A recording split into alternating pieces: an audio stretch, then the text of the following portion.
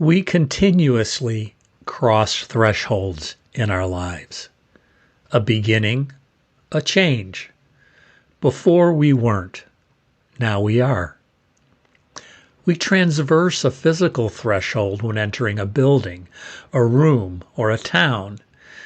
When we enter a community, a relationship, an experience. We step over a threshold as we enter a clinic, go for a test. When the doctor or nurse enters the room or responds to a text. When we call our insurance company. When somebody asks, "How are you?" We cross a threshold when we feel a lump, hear a diagnosis, throw up, panic, feel pain, or fall. Before we didn't, now we do. Thresholds can be barriers or opportunities, or they can be barriers and opportunities. Crossing a threshold can present us with limitless possibilities. Who knows what might happen? Anticipation, excitement, hope. Some thresholds upset our sense of balance, our inertia. Why me? Distraction, hopelessness, annoyance, frustration, fatigue, even rage. Crossing a threshold can energize or suck energy, depending on the moment and perspective. Welcome to the 4th episode in a series about emerging adults with mental illness. We had an introduction. We met Emeka Chima and his mom, Erica Blair. They shared a story of fear, hope, and recovery. You can find the introductory episode and Emeka and Erica on my website, health-hats.com/pod, with links to the YouTube versions. My friend Sue Donnelly introduced me to her niece, Annie Schneider, a recently emerging adult with mental illness. When Annie and I met, I felt disoriented, as I don't associate bubbly and major depression. What do I know? Annie readily agreed to record a chat with me. She lives in Sunshine City, more formally known as St. Petersburg, Florida, with her boyfriend and a blue Quaker parrot. She enjoys writing, watching documentaries, eating chicken pad thai, and taking her coffee black. Annie works as a content creator and copywriter at a small marketing agency downtown. Notice Annie talks about thresholds, abrupt and slow simmering, home, hospital, and school.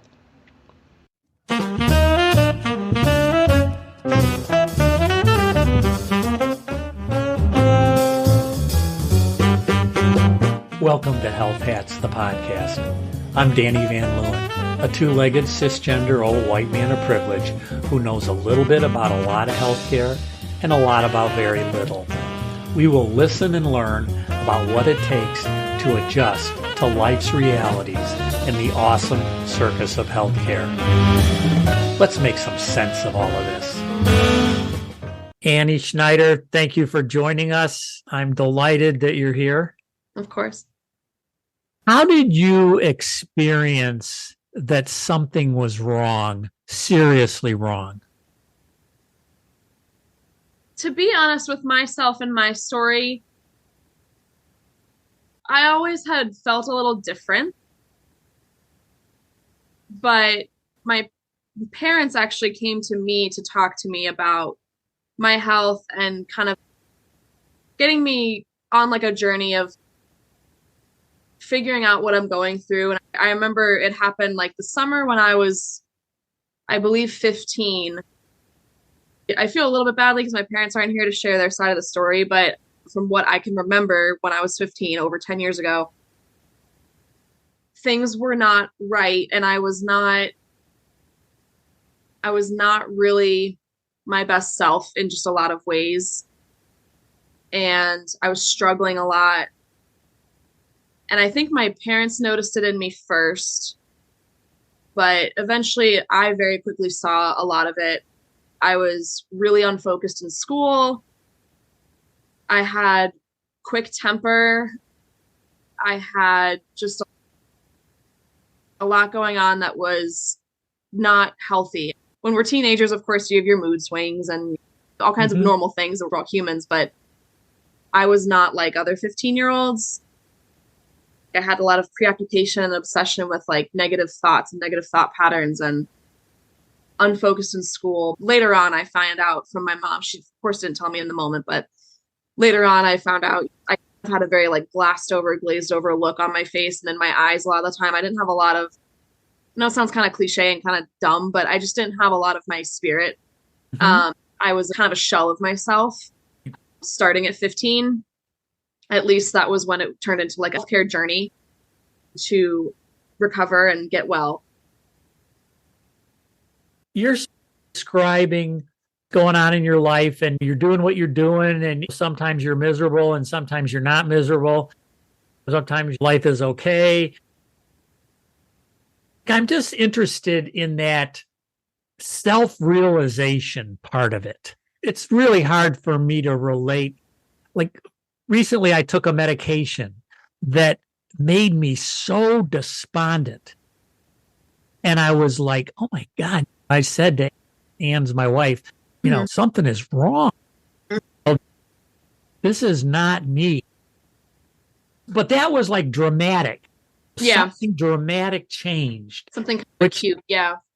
on the other hand, if things are slowly deteriorating, Mhm. uh, sometimes it's hard to know, hard to see that and self-reflect. So Yeah. was it when your parents said something to you that you began to like self-reflect? I'm 26 now and I have a really easy, almost like a hypersensitive experience when I know something's not right in my body or in my mind now. But when I was 15, I think I was just thinking that like life was just like this. Okay. Yeah. It wasn't an acute experience. I Yes. think what you're saying, like you took a medication and so you were Mhm. very like, whoa, I feel different. Um, Right. it was not an acute experience. It was a slow simmering, Yeah. something's not okay. My brain's not firing in the healthy Yeah. ways that it needs to be firing. Was there like a place where you started to feel, oh, this could be helping me? This is helping me. I am feeling better. What was that like? Oh, absolutely. It's very weird that it's hard for me to remember a moment in Mhm. time to realize I wasn't well, Yeah. but I definitely can remember the moments where I realized, oh my God, this helps, or oh my Mhm. God, I'm feeling really good. And it goes to show you like you don't really know if something's wrong until something gets fixed, or you don't have something anymore. And then you're like, Contrast is yeah. amazing, isn't it? And then you're like, I've been feeling this way all this time, and all I had to do was X, Y, Z. So I can remember very specific times and situations that I realized something was helping and making me feel much better, but I Mhm. can't remember a moment when I started to Yes. not feel well. I've taken all kinds of medications before, and some medications did help. And so that would be noticeable. Some medications didn't really do much for me.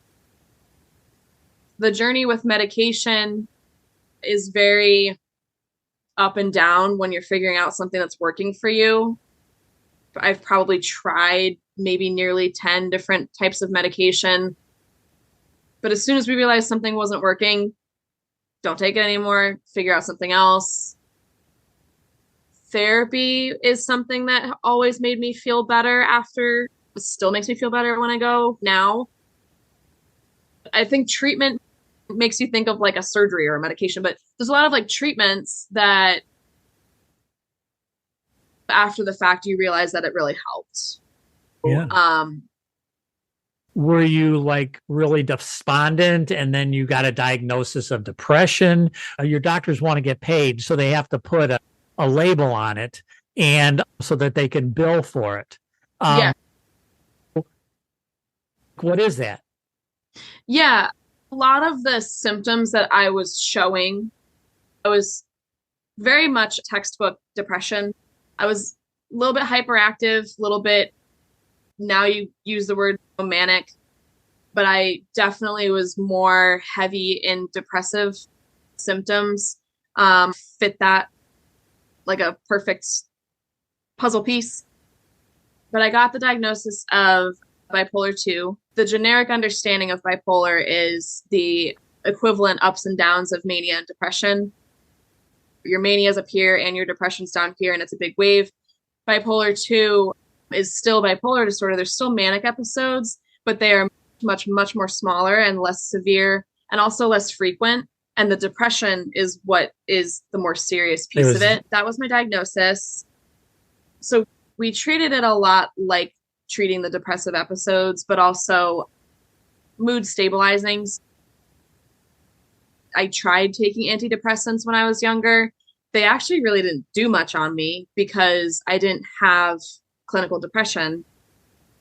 Mood stabilizing medications take my waves from being like this, and they give me more normal. I don't want to use the word, maybe normal is not the. No, normal. The human condition is variable. The big waves that if I'm not taking care of myself, it takes me more down to what other average people who don't have a mood disorder exhibit. So it seems like you say a lot we. Is we you and your parents, or is there a larger team when you say we? Yeah. I guess I'm not realizing that I'm saying we, but I think because I do have such a supportive and loving family, I think we is the word I'm going for. And especially because I was young, like when all of this was coming to fruition. So very much still part of my family unit, like in an integral way. But yeah, my team, I'm extremely fortunate that I had such a team when I was younger. And then later on in my hospitalization, my team included my fabulous psychiatrist, who I actually was so sad when I grew too old to see him anymore and had to go to an adult doctor. But he works at a children's hospital. And when you turn 22 or 23, they're like, you got to go. But he was incredible, and he's known me since I was probably younger than 15, maybe 11, 12. And then my therapist, who also is still my therapist, so he's also known me for a very large part of my life. When you're the age that I was at when all these things were happening, you're at school just as much as adults are at work. Your school team is just as much always there. There's such a large part of your life. So the guidance counselor at school, she was really important to me at the time and still is important to me in my story. Then my parents, all of them together, really looking after me. And I was just in such a funk. To people that don't understand how depression feels, I always describe it as feeling underwater. It's like you, and maybe other people would describe their experience like that too. But for me, that's the best way to describe it, because it's like you're underwater and you want so badly to get out of the water, and everything above you, like you can see the world around you, but things are like blurry and you don't even really hear the same sounds that you would if you were above water. Not literally, but just that notion of you're in the world, but then you're not, you're underwater. I still describe it that way. Very descriptive. Thank you. Yeah. So while I was underwater, if I'm going to use that expression, and because I was at the age that I'm at, I had a lot of caretakers that all have been so important to me. And now that I'm 26, I still would call them my team, but I'm very much more of an adult now who understands my body probably even more than if I hadn't gone through what I had gone through. And I do still see a psychiatrist just for regular check-in. I don't see my therapist regularly, but if I'm going through something where I feel like my mental health is starting to tank, I go, hey, you want to talk? And so I still have a team, but it's less hands-on, less intensive, because I was a teenager at the time, and I was not on my own. I did not have the wherewithal, I guess, to all of this alone. Did you have friends at this time? And I guess I would say, let's define friends. On the one hand, peers that sort of got you and cared about you and were there for you. And then there's peers who don't. What was that experience? Like people you went to school with, or I don't know if you went to church or Yeah. whatever, wherever you went. Yeah, what's really interesting, and it might even be peculiar, although I was not quite my fullest self at this time during high school, and I was not well, and I was underwater and all those things. I actually did have quite a normal, healthy social life. I had a lot of the same friends that I had for years and years. I was dating. My social life was not really actually impacted. I don't know if maybe you'd ask my friends today if maybe they noticed that I was off or something. I've actually never really talked about it with them, gone back to those times really, but it's funny. It's until someone points out to you that something wasn't right, maybe you didn't even realize it because you're like, this is just my normal. I did not have like enemies or bullies. I'm very fortunate that I did not face anything like that. So those kinds of things were not detrimental to my mental health Yeah. situation. When I was hospitalized, a lot of the girls that I housed with there, although we had really distinct situations, and I think I talked about that with you last time we talked, but there was a camaraderie there because we all were in this place that was uncomfortable and scary and intimidating, and we were doing hard work exploring ourselves and our health. I didn't come out of it with friends per se, but people that I really bonded deeply with because we were all going through something life changing together. I want to define clearly for everyone listening that this isn't going to the hospital and like laying in a bed and I'm hooked up to cords and machines. It was like a behavioral rehabilitation kind of hospital. It's kind of like a little campus. There's like dorms and there's a place where you eat together. And I was in school while I was there. I was in the local public school system technically while I was there. So it wasn't a college campus, but it felt like a campus. When I say hospitalized, I'm kind of just shortening it to explain that experience. Okay, well, good. Thank you. Yeah. It definitely not like a medical setting hospital. It wasn't like that. But yeah, just as much as I abruptly went in, I also abruptly came out. And I abruptly went in because, again, I was underwater, not really aware of anything going on in my world. I was very numb. My grades were just tanking. I was just not sleeping. I was not even eating regularly. I was having trouble managing my anger and my temper, just a slew of things. I'm sure my mom and dad have their own recollection on all of that, but I was just a mess. And basically one night, it was maybe late in the afternoon, my mom and dad wanted to talk to me, and they had been working with, I believe, my team that I was referring earlier, my doctor and my therapist and the guidance counselor in the school. Everybody was on board with this plan that a really great place for me to really get away from all of the distractions of like regular teenage life and go really be with myself and work on my health and get help that I needed was to go to this rehabilitation center. And of course, I despised the idea. I was angry that my parents wanted to send me there. I did not want to be ripped from my friends, did not want to be ripped from my school. I felt like I was just being like plucked out and put in like a prison. That's how like severe it felt at the time. So I very abruptly went in. It was a bad day. Sorry. I didn't know I was going to cry. It was a bad day. Take a moment. It's okay. Just take a moment. You're fine. It was a bad day. I just remember very specific memories from that day. So that's why I'm kind of getting choked up.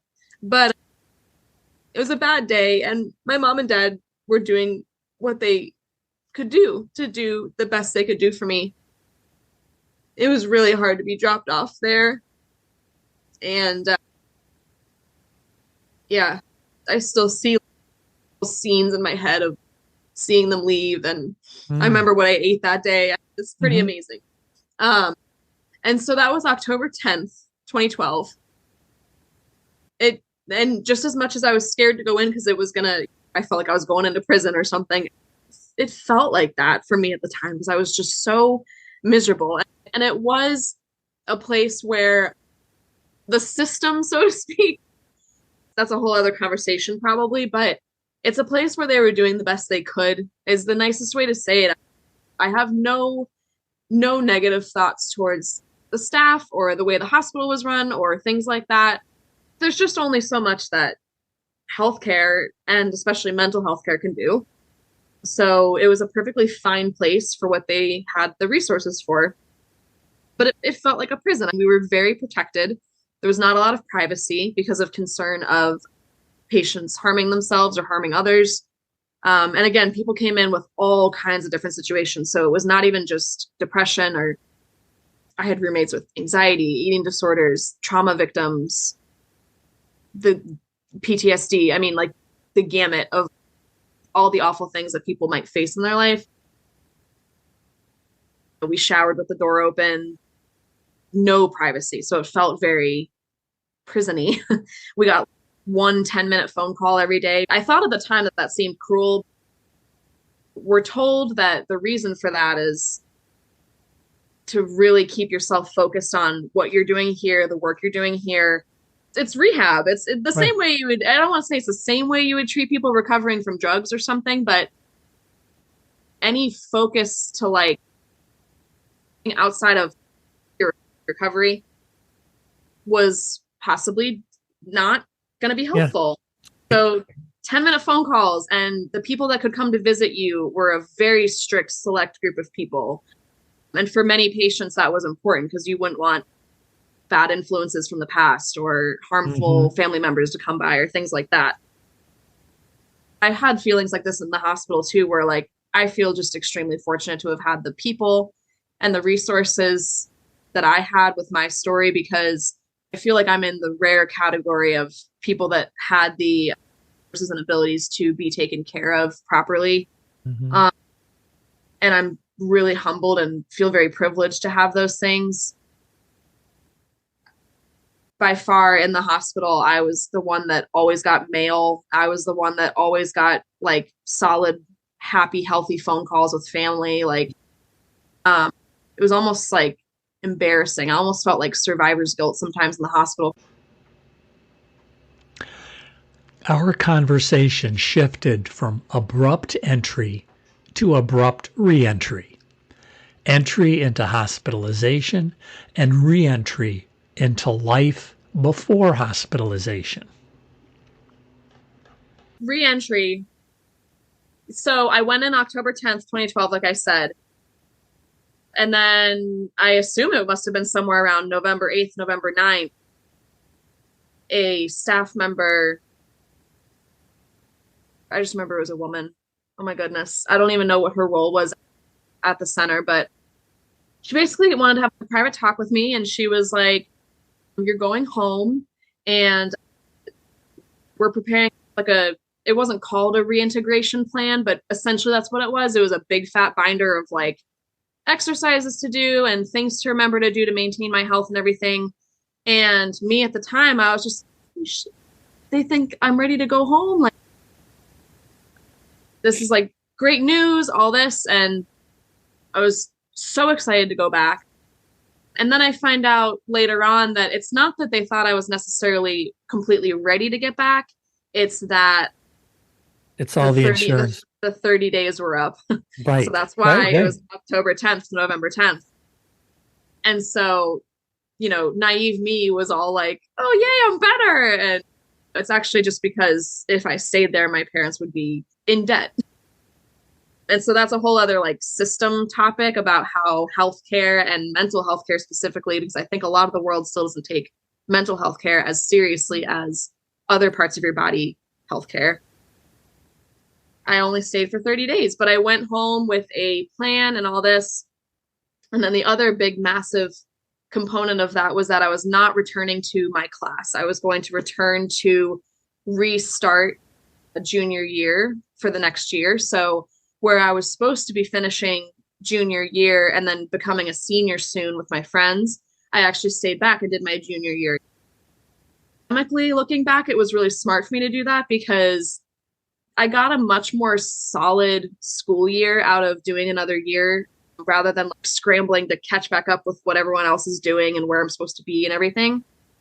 But socially, it was very hard. I never made any kind of like bold announcement or anything to tell my peers what I was doing. My close friends knew what was going on, and the school obviously knew what was going on. But my average classmates that I wasn't really close with kind of just found out by accident. Oh, I guess she's just not in our class anymore. So it just was socially weird to start senior year and not really be doing all the same things with all the people Mhm. that I grew up with. And then also very weird to then be at their graduation and like sing at their graduation, but I don't have a cap and gown on. So just a lot of weird little things like that. But I never got any kind of like negativity from it. Just a lot of like maybe confusion from Mhm. my class. But ultimately, it ended up being one of the best things I did. I was 19 when I graduated from high school, but I don't care because I got to have another solid year to do my schoolwork. And I was a musical theater and an athlete student. So I got more time to do those things. And I got another prom. There were perks to it, but Yeah. also it was really vital for me to do that. You're like 10 years out or Mhm. whatever, 7 years out. You've had this experience. I'm sure in your world, whatever, whether it's at work or socially, you might look around the room or meet people and you can tell they're going through this. Yeah. Really looks familiar. Then what do you do? Do you interact? I have a very hypersensitive sense with myself, like I said earlier, but I can tell when others aren't. I'd say I'm probably correct almost all the time. If I have a thought to myself, oh, this person seems a little off, or oh, I definitely would put money down that they're going through XYZ. Yeah. I can definitely remember very distinct situations and different times of my life, but maybe I remember two stories in particular. I'll start with college, just go chronologically. But I had a wonderful friend who lived in my building, and she was just not well. She was very much in her room, in her bed all the time. She was crying a lot. She was very despondent and very, very numb. She just wasn't okay. And there was one time where we were hanging out, and I talked with her about, I tried to like gently open the conversation by being like, I'm really sorry that you're going through things right now. And have you ever talked to anybody about it? That's usually my first go-to thing Yeah. is, have you ever talked to anyone that you trust about things that you're feeling or things that you're going through? And if I'm remembering correctly, she almost explicitly told me I'm really depressed. And I believe she told me that she had been trying to tell her family that she doesn't feel well and she hasn't felt well for a long time. And her family just did not want to have a discussion with her about mental health. There's unfortunately still in 2022 a ton of stigmas about, is it real or should people just get over it? Or, and those things make me angry, I to can say it imagine. nicely, because don't you think if people wanted to not feel that way, they wouldn't? Because if it was in your control, wouldn't you just wake up and stop feeling that way? My pancreas isn't working. Like, it's your Just, problem. Go get another just work on pancreas. it for crying out loud. Yeah, work on Just your talk your pancreas. pancreas into producing insulin. But anyway, it humbled me to hear this friend in college say that like she's telling people and no one's listening. And so I actually got her kind of turned on to being like, oh, it's okay that I feel like this, and lots of people feel like this. And I'm not sure where she took that, but I do feel pretty confident that we left certain conversations on that theme of like she was, oh, and having realizations of, I'm not crazy and you're telling me I'm not crazy. Like this is a real thing that you can go through, and there's hope to feel better because obviously you feel better. I'm not sure where she's at now, but Yeah. that she stuck with me and she humbled me hearing about her situation. And then another person that I know, something similar, where they were just also very aware that they were not well. And I went through the same thing with them. Do you have resources? Do you have people you're talking to? It didn't really go anywhere, but there's also a feeling that I get when I do too much of that, that there's almost Yes. a threshold of Yeah. It's human to be caring. And then there's also a threshold though, where you're like, I can be caring, but maybe when it gets to this point, it's not my business anymore. I can't like micromanage somebody into being like, go get help. You don't want that anyway. If they want Right. help, they have to do that for themselves. Sucks to say, but it's just true.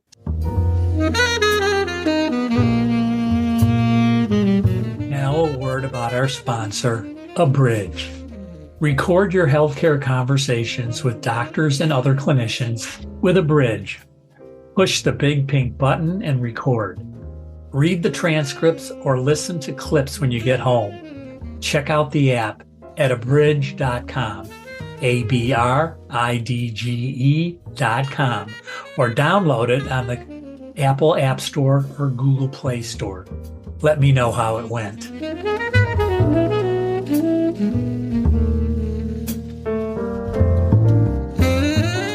So let me ask you a different question. So it sounds to me that part of the work that you did was to develop a toolbox of things that would be helpful. And you ended up with a fairly robust toolbox. I have MS and I have a toolbox. And feel pretty confident that none of my tools work every time, that I can usually find something that will work. And when I feel like my toolbox is really together, it's like I got 3 things I can try. Yeah. Then I'm rich because stuff doesn't work and you want the second level. What are some of the tools that you developed in your toolbox? Yeah.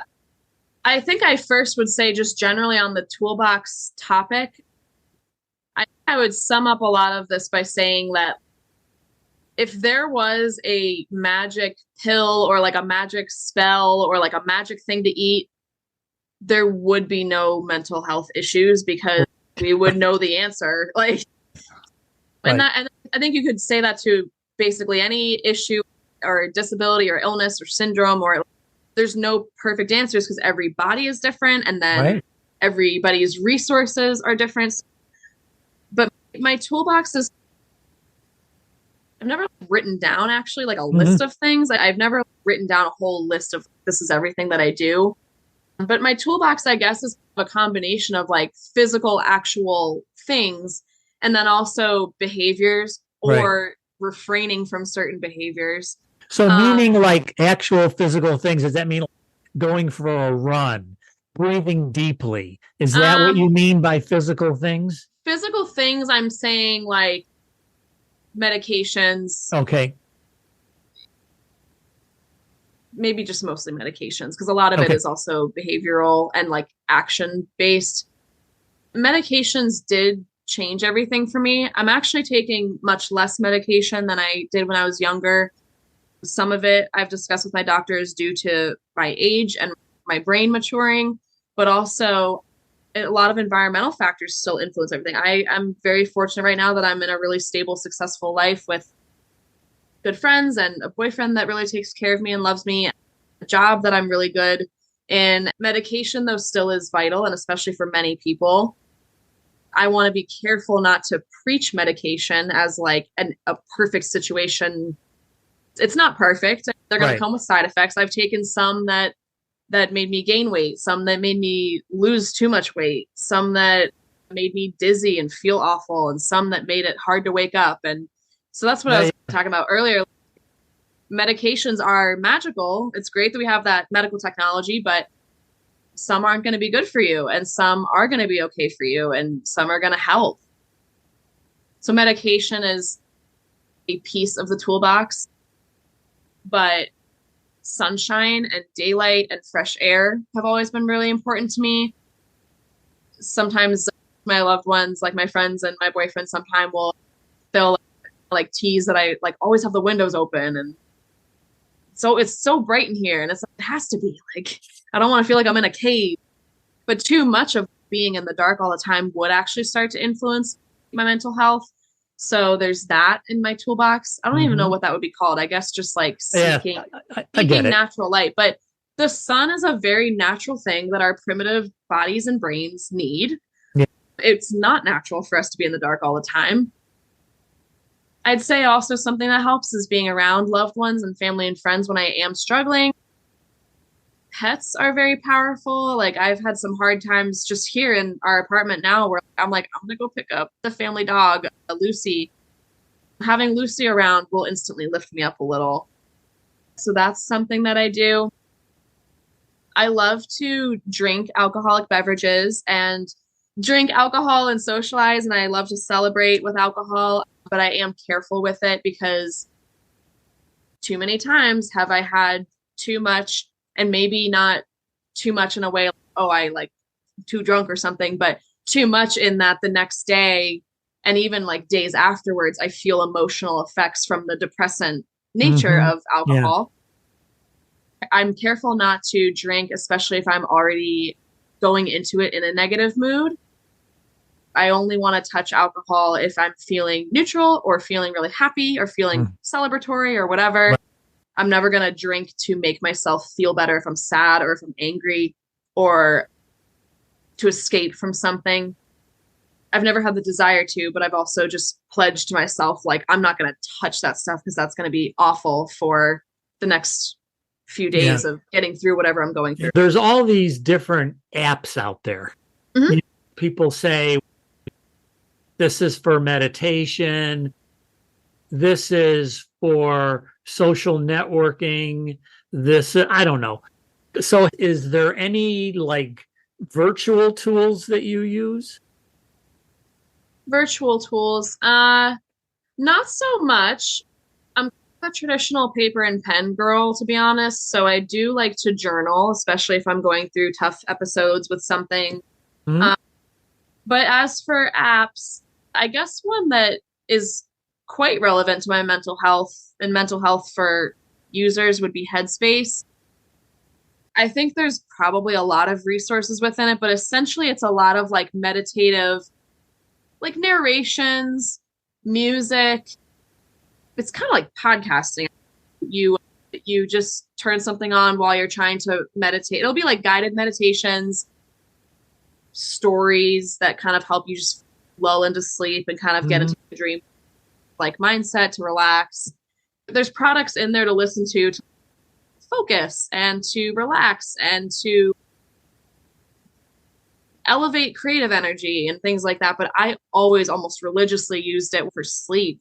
I would play like the relaxing nighttime featured things. I ask you one more question. So, what change would you make for young adults with mental illness that would help them live the best life they could live?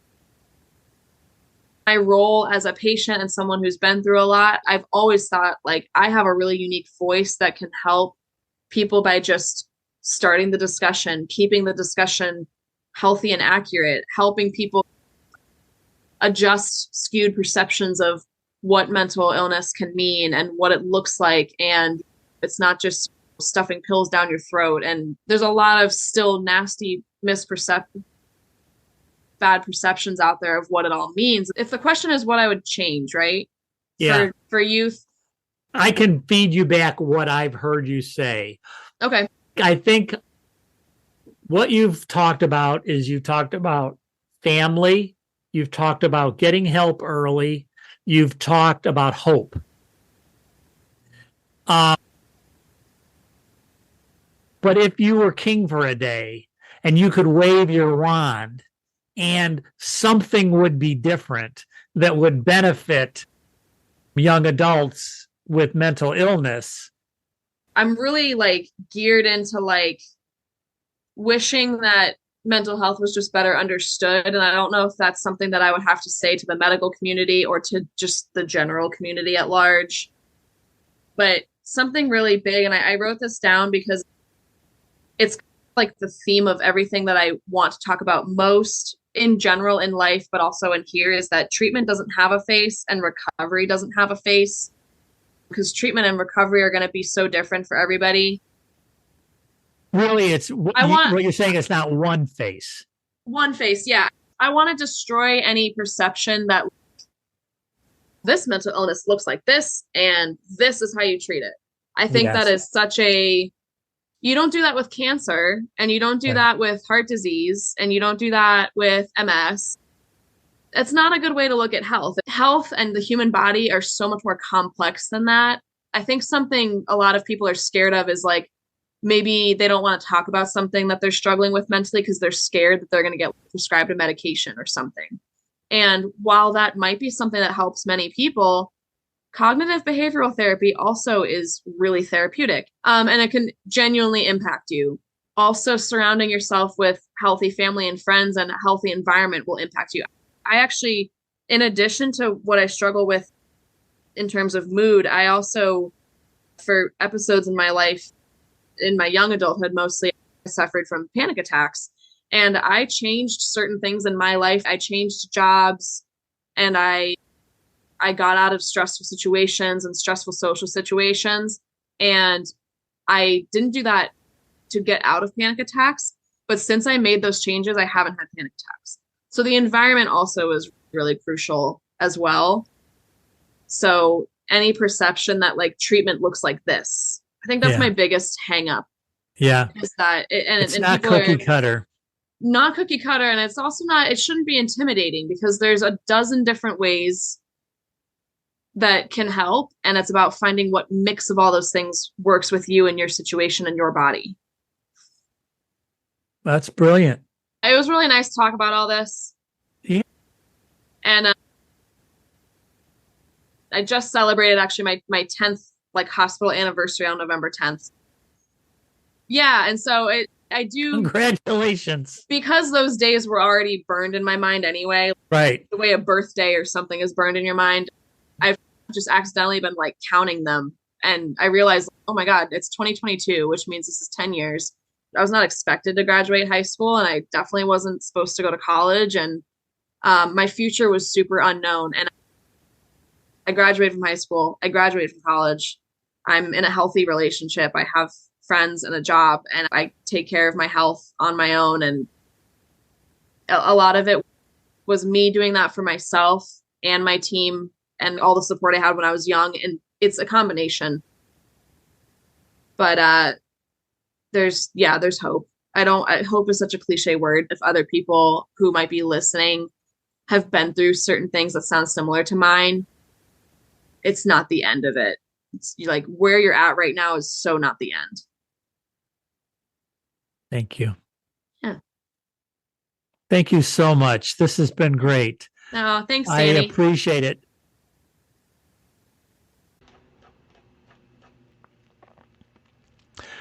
Annie decides whether to cross a threshold, the threshold of helping. She has agency and control. Very powerful. Annie also started with a foundation of trust with her family, even if that trust took a body blow when she went into inpatient psych. Next, we will hear from Matt Neal, a high school teacher who builds belonging. High school students cross a threshold to an unfamiliar place and purposefully belong. Here's a clip from that inspiring episode. Thanks for joining me. I have a group of kids at our school called the Ambassadors running our new student program. About 6 years ago, our principal came to me and said, "Hey, we have this population of students in our school that are being missed. I think that they are lonely and being dropped into our school community, even though we're all very well-meaning and everything, they're not being supported. Will you do this?" I said, "I would love to do that work." Our group takes a heart-centered approach. We just want to scoop these kids up and bring them on board. We have 78 current members. Every student in that group is teacher recommended for their ability to work with others, their kindness, their heart, and their willingness to improve the lives of others. When a new student comes in, gets a tour of the building, that's a detailed tour as well as the opportunity to connect with people around. They get somebody to eat lunch with, and they get a check-in at the end of the day. And there's 3 points of contact, as opposed to no points of contact before, make the student feel welcomed into our school community. And then the goal is to have that student remain as a contact and a first friend for those students in our building. I host, write, engineer, and produce Health Hats, the podcast. Kayla Nelson provides website and social media consultation and manages dissemination. Joey Van Leeuwen supplies musical support, especially for the podcast intro and outro. I play Barry sax on some episodes alone or with the Lechuga Fresca Latin Band. I'm grateful to you who have the most critical roles as listeners, readers, and watchers. See the show notes, previous podcasts, and other resources through my website, www.health-hats.com, and my YouTube channel, DVANLEEU.